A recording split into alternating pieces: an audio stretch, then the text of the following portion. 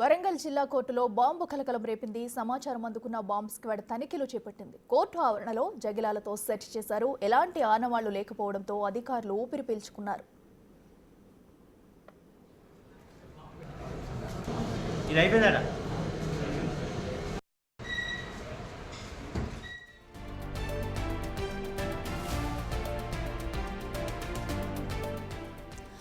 వరంగల్ జిల్లా కోర్టులో బాంబు ఉందన్న మ్యాటర్ అయితే కలకలం రేపింది. దీంతో కూడా బాంబ్ స్క్వాడ్ అధికారులు అయితే జిల్లా కోర్టులో తనిఖీలు నిర్వహించారు. ఇదే అంశానికి సంబంధించి మరింత సమాచారం మా ప్రతినిధి వేణు అందిస్తారు.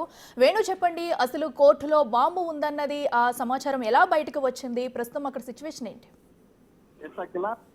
కోర్టు టైం మొదలైన తర్వాత వరంగల్ జిల్లా కోర్టు సంబంధించినటువంటి మెయిల్ ఐడికి ఒక ఆగంతకుడు బాంబు పెట్టినట్టుగా మెయిల్ పంపడం జరిగింది. దీంతో వెంటనే స్థానిక పోలీసులకు సమాచారం ఇవ్వడంతోంది. స్పెషల్ పార్టీ పోలీసులు, బాంబ్ స్క్వాడ్ రెండు సంబంధించిన టీమ్స్ కూడా కంప్లీట్ గా కోర్టు పరిసర ప్రాంతం లోపల దాదాపు గంట సేపు సెర్చ్ నిర్వహించి అయితే ఎక్కడ కూడా బాంబు కనిపించకపోవడం, పేలుడు పదార్థాలు లాంటివి కూడా కనిపించకపోవడంతో అధికారులు అయితే ఊపిరి పీల్చుకున్నారు. మరోవైపు మెయిల్ పంపిన ఆగంతకుడు ఎవరై ఉంటుంది, తనకు ఏం అవసరం వచ్చిందన్న అంశంపై కూడా పోలీసులు ఆరా తీస్తున్నారు. ఇక ఈ రోజున బార్ కౌన్సిల్ వరంగల్ కు, హన్మకొండకు సంబంధించి బార్ అసోసియేషన్లకు ఎన్నికలకు సంబంధించి ఈ రోజున చివరి రోజు నామినేషన్లు కొనసాగుతున్నాయి. అయితే ఈ నేపథ్యంలో ఎవరైనా కావాలనే ఈ మెయిల్ పంపించారా, బాంబుకు సంబంధించినటువంటి బెదిరింపు మెయిల్ పంపారనే అంశంలో కూడా పోలీసులు దృష్టి సారించారు. మొత్తానికి దాదాపు గంట సేపు సర్చ్ ఆపరేషన్ లోపల ఎక్కడ కూడా ఎటువంటి అనుమాన వస్తువులు కానీ పేలుడు పదార్థాలు దొరకపోవడంతో పూర్తిగా ఇదొక ఫేక్